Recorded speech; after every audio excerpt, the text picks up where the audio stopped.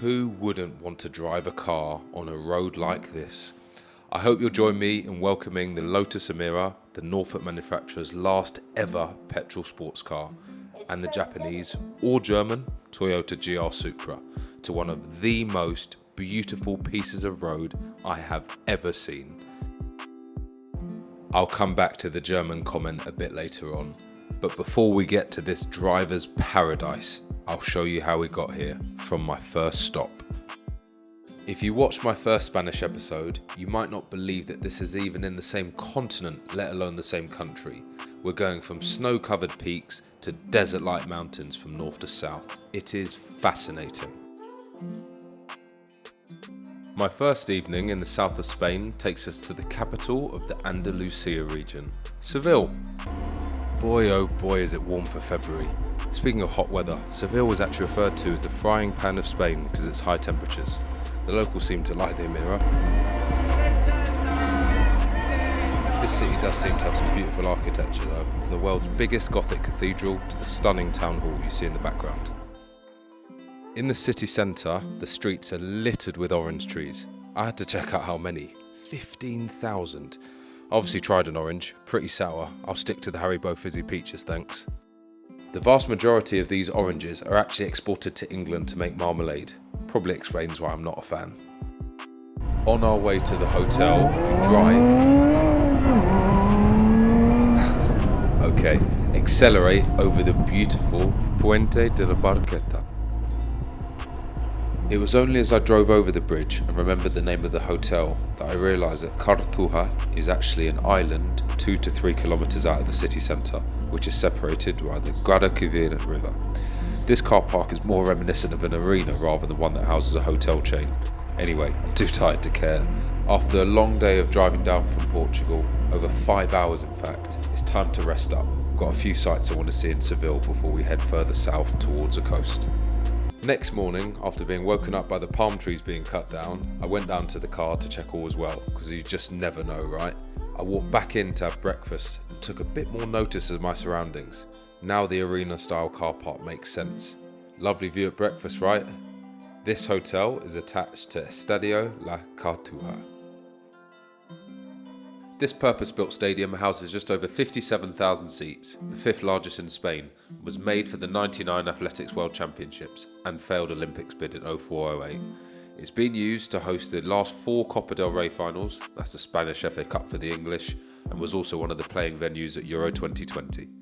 15 minutes away lies the home of Sevilla, the oldest football club in Spain. I love the mosaics. Can you recognise any of these faces? Freddy Canute, Jesus Navas, who had 2 successful spells, and Jose Antonio Reyes, rest in peace.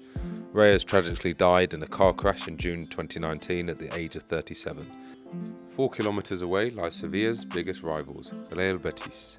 They originally wore blue, but were inspired by Celtic and changed to their famous green and white in the early 1900s, which also matches the Andalusia flag.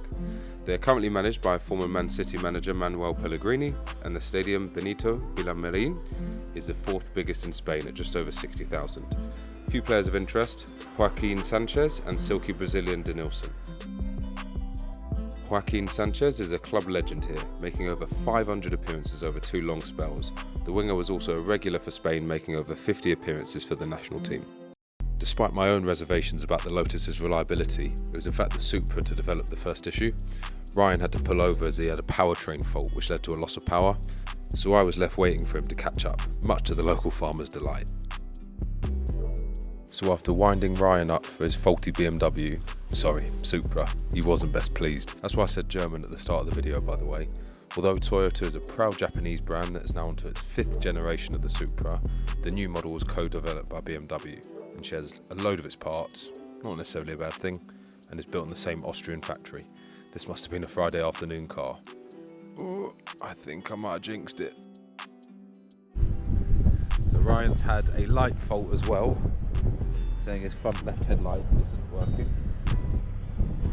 What does it say on the dash? It says stop recording my faults. That is it. Nothing here. There, look. If I turn it off, You might want to go and have a look. You might want to go and have a look. Yeah, probably will. Anyway, we find ourselves at the Puerto de El Boya, 1100 metres above sea level. Quite the views. Food planning is always a difficult one on a road trip. You always seem to be searching for places en route to avoid a detour. We found this lovely looking restaurant, which obviously was closed in mid-afternoon. Siesta. It's usually a nice or at least a plush place to eat if there are supercars parked outside. Ryan could not take his eyes off this beautiful Ferrari F355. This is the GTS Targa with its detachable roof stored behind the seats. Like my Lotus, the F355 has a 3.5 litre engine, but instead of a supercharged V6, it's a naturally aspirated V8. This particularly nice example is finished in Rosso Corsa. That's the name of the classic Ferrari red. The 812 Superfast is also quite the looker. Let me know in the comments below which one of the three you'd take, including my mirror. Looks like we'll have to try somewhere else, mate. We've made it down to the coast. Malaga! Straight to the stadium. Malaga used to be pretty big in Spain, but they've dropped to the third tier of Spanish football after relegation last year. They won the Intertoto Cup in 2002 and got to the quarterfinals of the Champions League in 2013. After almost towing the Supra back to the hotel with his one headlight, we stop at Granada's ground just as the light leaves us. I can't think of anything else other than Tony Adams' terrible stint at manager. 7 games, 7 losses, and this incredible dance.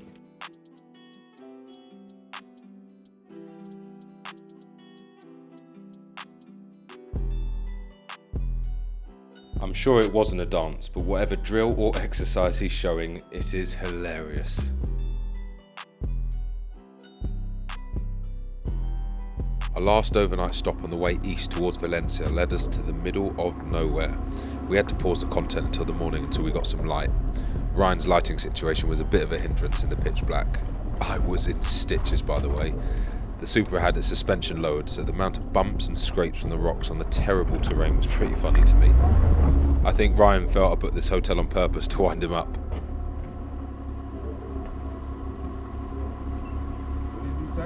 There was a reason we stayed in a location so remote. Alula de Castro signs? Car lovers, this is the bit of the video you will enjoy. The Supra leads away as we arrive to the Tabernas desert, the only one of its kind in mainland Europe. I've never seen anything like it. The Supra made mincemeat of the roads though. Toyota say this car has 340 horsepower. Impossible. I drove the car and it felt lightning quick. To me anyway, it felt quicker than the Emira. But I put that down to the turbo and maybe the power delivery is a bit different. All blacked out with that carbon wing, those HKS adjustable lowering springs make that car have a killer stance.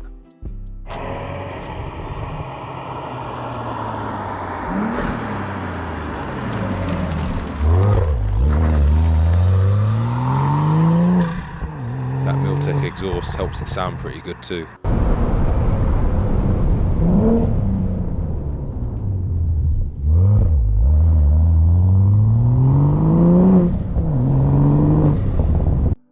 If you're wondering where this seemingly barren wasteland is, Alula de Castro is a small village with less than 200 people, found 50 kilometers north from the city of Almeria. Some of my American watchers might be fortunate enough to see something similar to this, but in England or anywhere close to it, you just don't get these views. You can coast for miles admiring the wilderness, and then all of a sudden, when the urge takes you,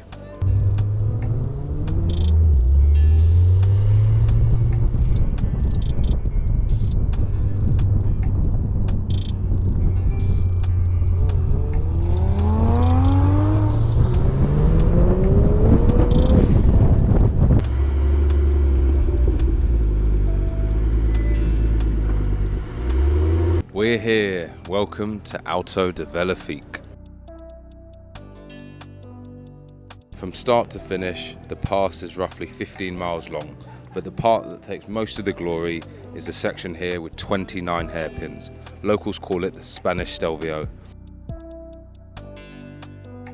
There are a lot of famous passes in Europe, but this is the one that I haven't seen a lot of press about. Hidden gem if you were. That's fine with me, as it keeps the roads nice and quiet. 4 cars in an hour I counted. That's what gives you the most smiles per mile.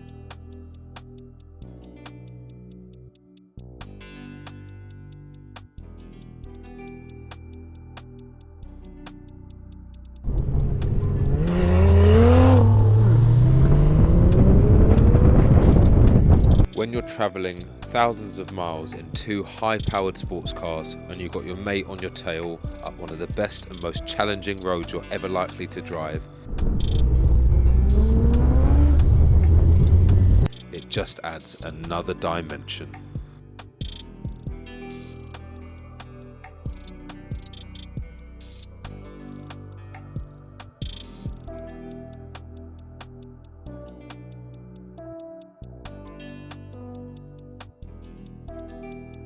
Snow in the middle of the desert. That just shows you how high up we are as we near the summit of the spectacular road. Speaking as a petrol head, I feel all good mountain passes should give you the maximum engagement when driving up and a real sense of accomplishment when you reach the top.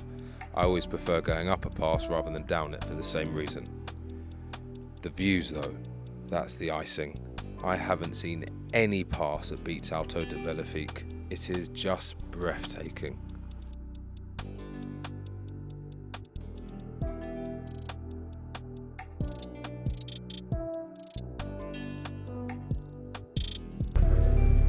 I definitely wasn't throwing a rock off the cliff to make space.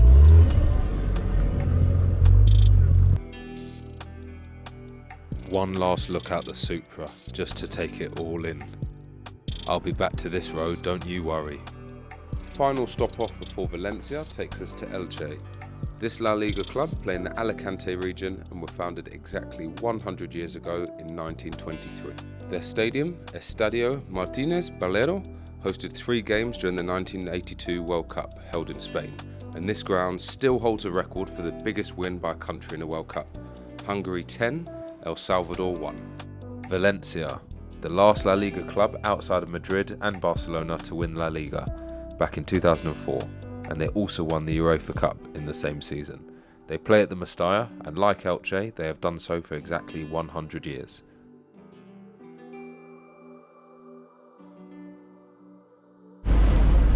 So we've arrived at Valencia ferry port, despite Ryan's single headlight and Toyota's terrible attempt to send assist out to fix his broken headlight. Any guesses where we're going to end up? Yes, more Haribo.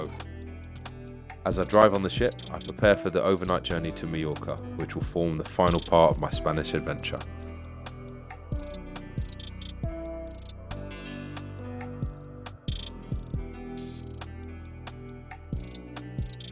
Thanks to all of you who watched until the end. Here is the first part of the trip that took me to the south of Spain. Do subscribe to the channel if you haven't already, and I'll see you in a week or so for the next fix of BHP Tours.